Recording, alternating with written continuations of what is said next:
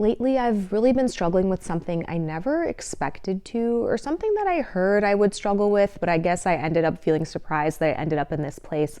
And that's struggling with same sex relationships, how to prioritize, nurture, deepen, and create new female friendships while I'm going through life changes and while a lot of people in my life are going through life changes as well. I'm 33, I got married last year. And a lot of my friends are either intentionally trying to look for a spouse, got married, are getting married, seriously dating, have children, or are trying to have children. And these things understandably just take up a lot of time. And so I want to have an honest discussion about this. I want to talk about the rejection that kind of plays into it, just navigating adulthood, understanding one's priorities, and really making sure that we cultivate and nurture the most important relationships in our lives. I'm convinced that female friendship is not optional. It's really essential for a high quality life. Or if you're a guy, having male relationships. Before I ever got married, before I started thinking about friendship and how it ebbs and flows throughout one's life, I was a full-time news reporter, and I was a full-time news reporter for 11 years, something I was really, really passionate about. But of course, every job has occupational hazards, if you will, and one of mine in journalism was repeatedly putting myself in the face of rejection. As a field reporter, I would be sent out to the scene of different things that were happening in my community on various days, and I would need to interview people about what was happening. So my job required me to approach strangers and ask them if they were willing to talk to me or interview about whatever the story was that day. I got rejected so many times, and a lot of people did not want to talk to me. I totally get it. I'm not offended, but I'm just saying they did not want to talk to me. I would approach someone holding my microphone and I'd start to say, "Hi, I'm Adora from," and they were like, "Ma'am, I'm so sorry. Please stop," or "No, thank you." Cut me off. Some people, they would just see me approaching and like start walking the other way. So I got very accustomed to getting rejected all the time. Now, I think this was so important and good for me because that rejection just taught me I needed to move on from it as quickly as I could. The deadlines didn't care that people were rejecting me. The newscast was still going to air at whatever time it was going to air. And I had to get my stories in. And a good story is supplied with good interviewees. So once someone rejected me, I couldn't sit and wallow and say, "Oh gee, I guess someone rejected me, that really sucks," and like really get it into my head. I had to just say, okay, this person doesn't want to do it. That's unfortunate, but I will move on and I will keep asking people. Eventually, I would always get just the right amount of people I needed for my piece. And that helped me just move on from it. I didn't sit and kind of just overthink the rejection that I had experienced. I moved forward with the positive interactions I had that actually brought forth my goals. I think that facing this sort of rejection repeatedly really helped shape me, not only as a reporter, but just as a person, because I learned that rejection is not something to dwell on. It's something to move past, maybe get feedback for the future, but you really just have to keep moving forward and can't sit in it. Outside of work, I've always been very social. People used to joke, which is not a compliment to me, but people used to joke that like it would be so hard to get on my calendar for that actual calendar year, and maybe they could make plans with me in future years. It's so funny that I was in a period of life where that is how I was perceived, because that is not how things are right now. Anyway, I digress. I was very extroverted. I am very extroverted, but when that extroversion goes unchecked, that can lead to you being overcommitted. That can lead to you burning out and resenting people because you're taking on responsibilities and commitments that you did not actually internally want to take on. And so that unconstrained extroversion really led to a lot of burnout and needed to be balanced over time. That's something I'm still working on, definitely a huge personal flaw.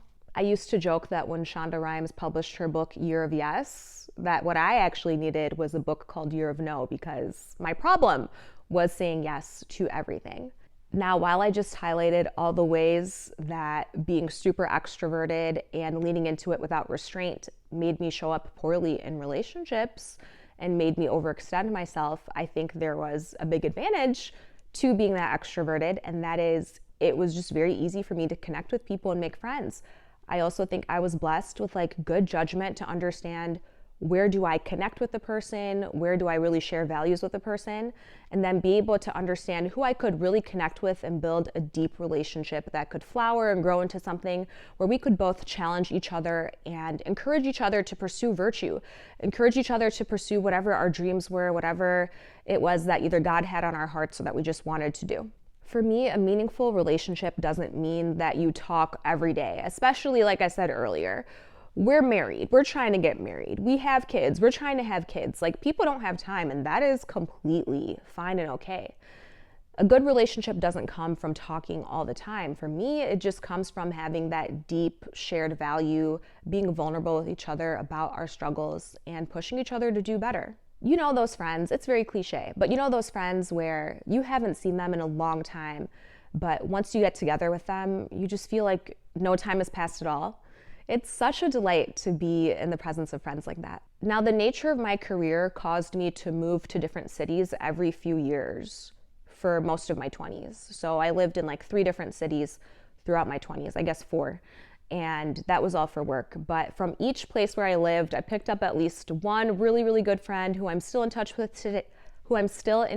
today, who comes to visit me, whom I go to visit them. I've met their kids if they have them. Like, it's a great thing.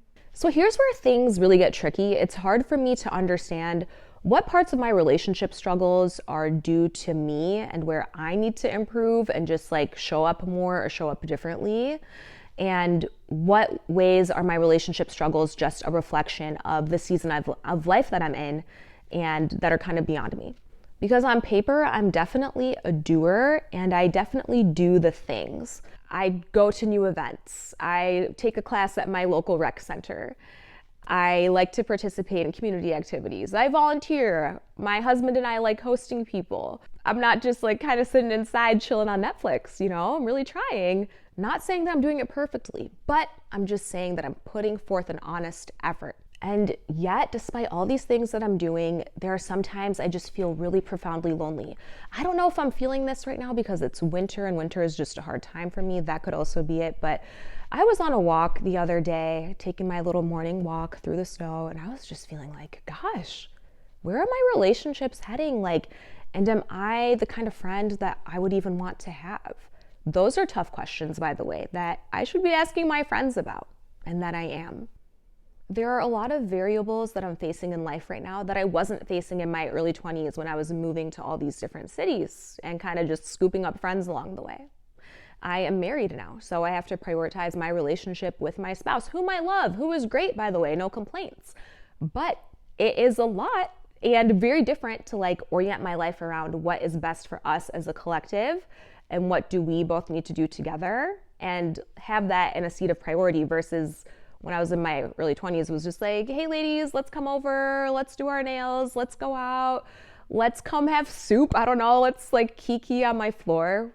It just felt like we had so much time and that was a gift, even though I'm happy to be where I am now. Additionally, I live in a major city now. So before I lived in a really small town, then I lived in a mid-sized city. Now I live in a large city. And so people are just really spread out. I particularly live in an area of town that is not like the happening spot, whereas I used to live in the happening spot. And so a lot of people in that area of town don't have vehicles. So it's just harder for them to get around. And it's a big ask for them to come over to my home, for example.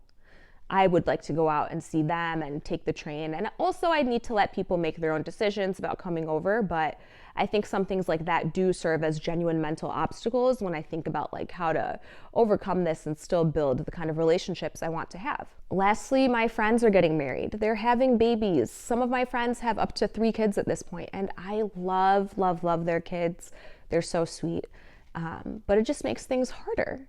And I think it's the kind of thing where I've just resolved to like love the people and the things that my friends love, right? So if my friend has this super cute baby, first of all, I just look at their eyes and I think, oh my gosh, I can't believe my friend like helped bring you into this world. That is amazing.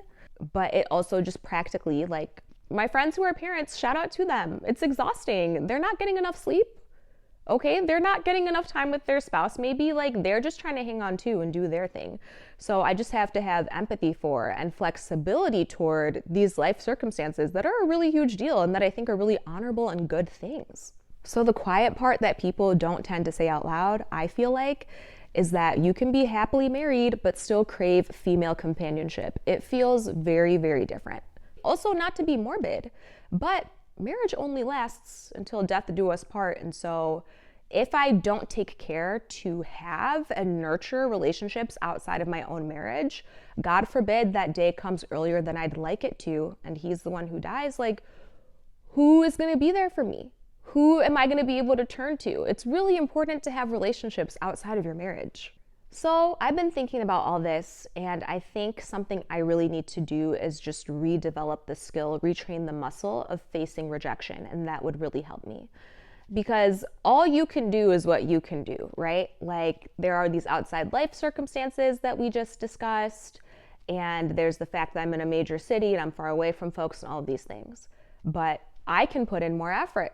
So for example, as I was planning out this video, I was like, well, gee, let me see if there's like what the events are at my local library, for example, because maybe I'll meet people there. And I'm going to go to a writer's group at my local library next week. And I'm hoping I meet at least one person and just feel more connected with humanity and the world, and maybe even develop a new friend out of that. I think looking at rejection as just a point of redirection is also really helpful. So I could meet someone at said writer's group and they're like, not really that interested in getting coffee with you or going on a walk or whatever, and that's okay. I just have to keep looking, keep putting myself out there. It always works out eventually, and I have that lesson from when I was reporting. Also, a line from my childhood that's really ringing true for me right now is, make new friends but keep the old. One is silver and the other is gold. I love my old friendships. If you're watching, you're an old friend, and you're my friend, you're an old friend. I love you, and it's been such a pleasure to get to know you and be formed by you, right? To even get to this point where I am today in my life and still pursuing my goals and having your help pursuing my goals. But it's also so important to cultivate new friendships because I think it makes you feel rooted. Like I said, I spent so much of my last decade just moving around to different spots in the US. And now I'm in a city where I'm probably going to live longer than the other places where I lived. And it's nice to just have a friend who lives in your neighborhood, who knows the same streets as you, who is aware of the same cafes or wants to visit them with you, who's kind of living in the same literal universe or corner of the world.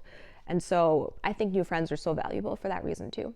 It's also fun to introduce people at different life stages, and it's special to compare who's known me as since I was a kid and seen all my personality changes versus who's meeting me right now, who's meeting me married with my spouse. That's a different version of me than before I got married. So I just find it all special. I think a lot of us are trying to build community in a society that is kind of built for separation. First of all, we're all addicted to our phones. I'm addicted to my phone, at least. I don't know about you. Let me not put that on you. I'm addicted to my cell phone. A lot of us are having to move around for work. I just told you I've moved several times in my young adulthood. People live far away from their families. I think we tend more toward isolation, especially after the pandemic. And so all of these things are not helping. Also, women used to have a multi-generational societal support from other women as they were going through child rearing, and they really don't have that anymore. A lot of women are stuck in the suburbs in their house, raising their kids by themselves. And that is a very different dynamic than I think existed in the past, or even that my grandparents had. They were in villages in Uganda, and I remember my mom telling me that every day when she was a kid, her mom, my grandmother, would have 50 people over for lunch every single day from the village. I can't wrap my mind around that. Just constantly surrounded by people and constantly surrounded by love. And so I think that makes the child rearing thing even harder for people. I really love and respect and can now see as I'm getting older that my parents, being immigrants to the US, really replicated that sort of community they experienced as normal when they were growing up. They built it here in the US with other Ugandan immigrants, and I really benefited from a close relationship with those immigrants' children, and I refer to them as my cousins still today. But it's just kind of hard and sad to think that okay, I don't think we're gonna be able to pass down that community quite as robustly. A, because we don't need it in a way, because we're Americans, but B, because we all live far apart from each other. It's not impossible. I haven't given up. I'm still thinking about how we can make it happen, but those are definitely factors that make it harder. I think one of the hardest things about this is I just need to keep being vulnerable, keep putting myself out there. And this is something where I told you I was on a walk earlier and I was thinking, gosh, I'm really struggling with friendships.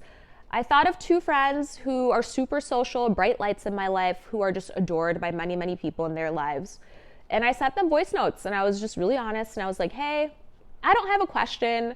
I'm just kind of lamenting and sharing how hard this is for me, but I've really been thinking about how much I'm struggling with my female friendships and how much I crave intimacy with other women and I just miss it. And they were like, oh my gosh, me too, Adora, me too. And that even was so helpful to hear from women who I think are competent, amazing, women whom I admire, who are great community builders, that even they are struggling with this. It kind of just helped me see that I'm not alone in my struggles. And I think that's kind of the point of friendship, right? That's why we crave and I crave friendship, is because I want to know I'm not alone. So if you're in the same place as me, whether you're married, whether you're not, whether you have children, whether you don't, whether you're trying to, haven't been able to yet, whatever, I just want you to know that if you are craving more intimate relationships, you are not alone. You are not wrong for wanting that. It's a very normal, good human desire to want to be in good relationship with and connected to others. There's a lot of research lately, like there's a book called Bowling Alone that I'd really like to read that's just about how this is a new phenomenon in American life where people are not getting together as much. People don't have as many and as deep of relationships with people outside of their nuclear families, and it's really a crisis in American life, if you will. If this whole chat resonated with you, then I'm very curious to hear your perspective on things. Are you someone who is also in a season of struggling with relationships, or your same-sex relationships in particular? And if you are, what do you think is the cause of that? And what do you also think is the remedy? Until next time, I'm Adora Namikadde.